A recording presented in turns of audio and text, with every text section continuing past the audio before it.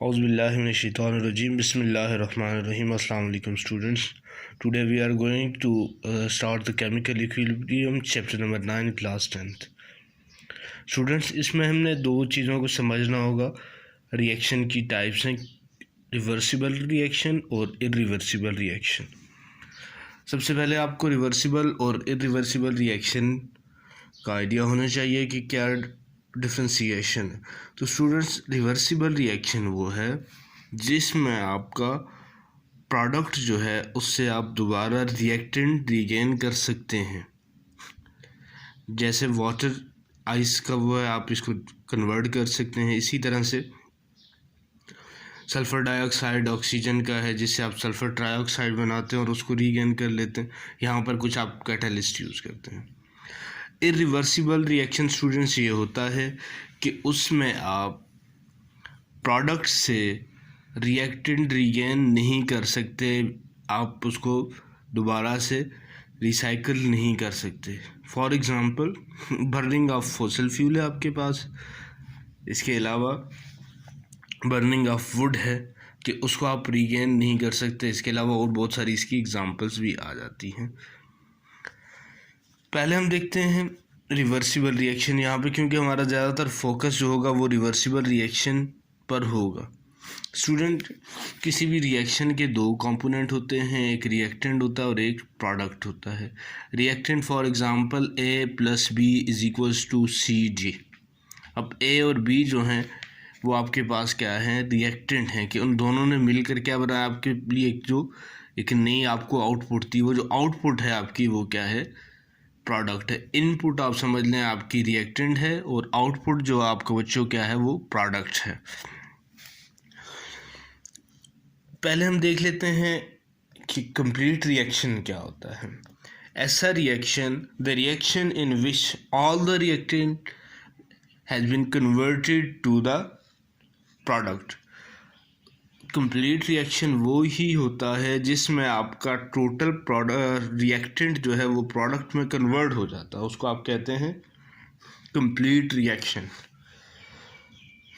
उसके बाद अब आ जाते हैं रिवर्सिबल रिएक्शन और इरिवर्सिबल का आपको इंट्रोडक्शन मैंने दे दिया. अब डेफिनेशन हम देखते हैं रिवर्सिबल रिएक्शन की. According to your book, a reaction in which the product can react together to reform the original reactants as in the reverse direction under the same condition is called as reversible reaction. ऐसा reaction जिसमें product से आप क्या कर सकते हैं, regain कर सकते हैं किसको, रिएक्टेंट को. उसको आप क्या कहते हैं, रिवर्सिबल रिएक्शन. इसको स्टूडेंट्स डबल एरो से डिनोट किया जाता है. एग्जांपल हम लेते हैं, सल्फ़र डाइऑक्साइड और ऑक्सीजन जब आपस में, ये दोनों रिएक्टेंट हैं, जब आपस में इन्होंने रिएक्ट किया, ये कैटलिस्ट वेनेडियम ऑक्साइड और ये कंडीशंस हैं 450 सेंटीग्रेड और 200 ATM. वेनेडियम यहाँ पर students as a catalyst use हुआ और कैटलिस्ट क्या होता है, किसी भी रिएक्शन की स्पीड को इन्हांस करता है, उसको बूस्ट अप करता है. इन दोनों ने जब रिएक्ट किया आपस में क्लोज कंटेनर में, तो ये क्या आपको मिला, सल्फ़र ट्राइऑक्साइड SO3. उसके बाद दूसरा नाइट्रोजन और हाइड्रोजन को जब आपने रिएक्ट करवाया, ये इन्होंने आपस में रिएक्ट किया, आयरन और ये कंडीशंस आपके पास हैं 400 सेंटीग्रेड और 2 ATM, तो आपको क्या मिला, अमोनिया. इसी तरह से नाइट्रिक ऑक्साइड और ऑक्सीजन को जब आपने इलेक्ट्रिक स्पार्क पर रिएक्ट करवाया तो क्या मिला आपको, नाइट्रोजन डाइऑक्साइड. उसके बाद स्टूडेंट्स आपने एक चीज़ देखनी है कि आपके पास इक्विलिब्रियम मिक्सचर जो है, अक्सर क्वेश्चन कर लिया जाता है कि इक्विलिब्रियम मिक्सचर क्या होता है. तो इक्विलिब्रियम मिक्सचर को आप इस तरह से डिफ़ाइन करते हैं कि ऐसा पॉइंट जहाँ पर कंसंट्रेशन जो रिएक्टेंट और प्रोडक्ट की इक्विलिब्रियम पर हो, उसको आप क्या कहते हैं, equilibrium mixture. The concentration of reactant and product are called equilibrium concentration. The concentration of reactants and products are called equilibrium concentration and the mixture is called as equilibrium mixture. उसके बाद बच्चों आपके पास इसी की एग्जांपल को coat किया गया है। एक क्लोज कंटेनर है आपके पास जिसमें SO2 और O2 को आपने क्या किया, मिक्स किया, और ये सील कंटेनर है। इस पिक्चर में आप देख सकते हैं कि यहाँ पर ये इक्विलिब्रियम में नहीं है। इस पॉइंट पर ये क्या आ गए, इक्विलिब्रियम में है, और यहाँ पर भी इनका इक्विलिब्रियम डिस्टर्ब है। अब यहाँ पर इनका ग्राफ ड्रॉ किया गया।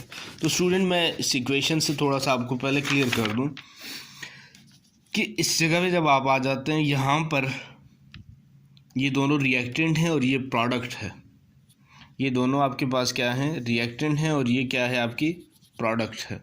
अब इस पॉइंट पर इनकी कंसंट्रेशन मैक्सिमम है और इसकी ज़ीरो है इधर, जबकि यहाँ पर इनकी ज़ीरो है और इसकी मैक्सिमम है। इसी के लिए आपने यहाँ पर एक ग्राफ देखा, ये ग्राफ ड्रॉ किया गया। मैं इसको साथ एक्सप्लेन पहले आपको बता देता हूँ, उसके बाद इसको दोबारा से हम एक्सप्लेन करते हैं।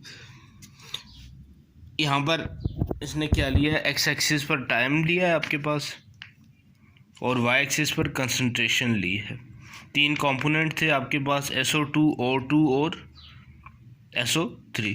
अब इनिशियली आपके पास रिएक्शन जब स्टार्ट हुआ तो SO3 क्या है, उसकी कंसंट्रेशन 0 है, ऑब्वियस सी बात है, और इनकी कंसंट्रेशन मैक्सिमम आ रही है दोनों की। जो ये इक्विलिब्रियम की तरफ जाता जाएगा तो ये क्या होते जाएंगे, आपस में बराबर होंगे। अब इसके लिटरेचर पे हम आते हैं, इसको देख लेते हैं।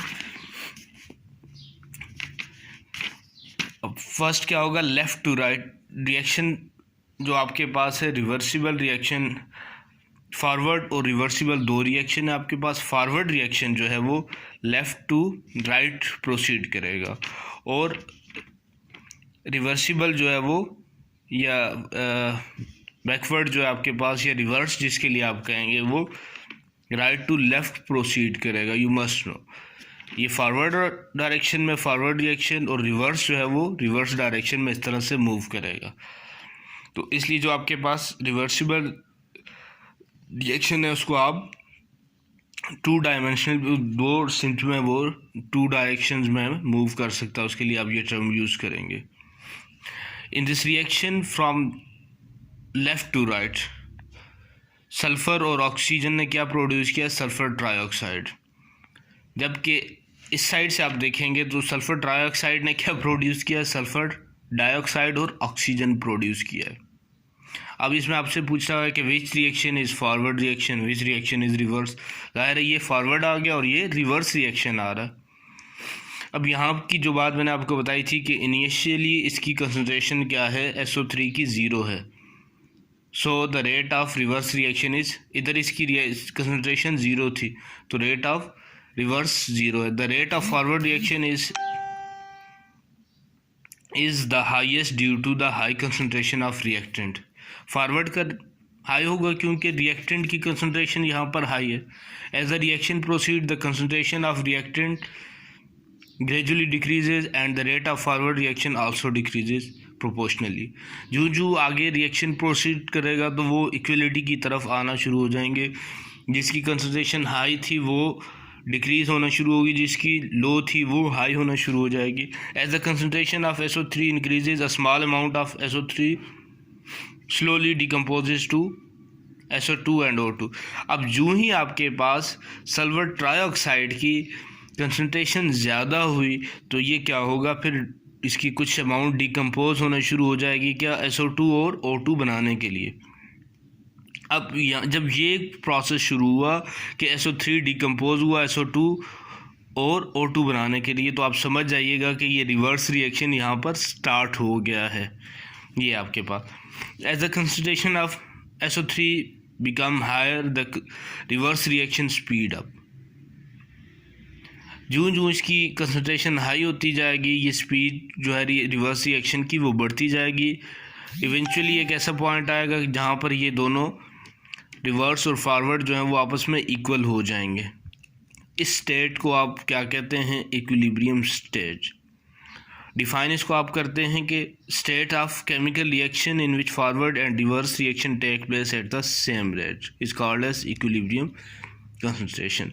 और केमिकल इक्विलिब्रियम को आप डायनेमिक इक्विलिब्रियम क्यों कहते हैं, क्योंकि ये स्टॉप नहीं होता, ये रुकता नहीं है, the individual molecule keep on reacting continuously, इसमें ये स्टॉप नहीं होगा, इवेंचुअली ये क्या करता रहेगा, मूव करता रहेगा। एक्चुअल अमाउंट्स जो है इसमें प्रॉब्लम क्या होगा, एक आपने रखना है कि ये मूव तो करते रहेंगे, फॉरवर्ड और रिवर्स रिएक्शन चलता रहेगा, लेकिन एक्चुअल अमाउंट जो है रिएक्टेंट और प्रोडक्ट की वो क्या रहेगी, अनचेंज्ड रहेगी। This mean concentration of reactant and product become constant at equilibrium stage. अब क्या रिएक्शन के स्टार्ट पे जब बिगिनिंग हो रही है वहाँ पर तो ये वेरी करेगा, लेकिन एट इक्विलिब्रियम जो है वो इसकी कंसंट्रेशन बच्चों चेंज नहीं होगी, वो कांस्टेंट रहेगी। Thank you.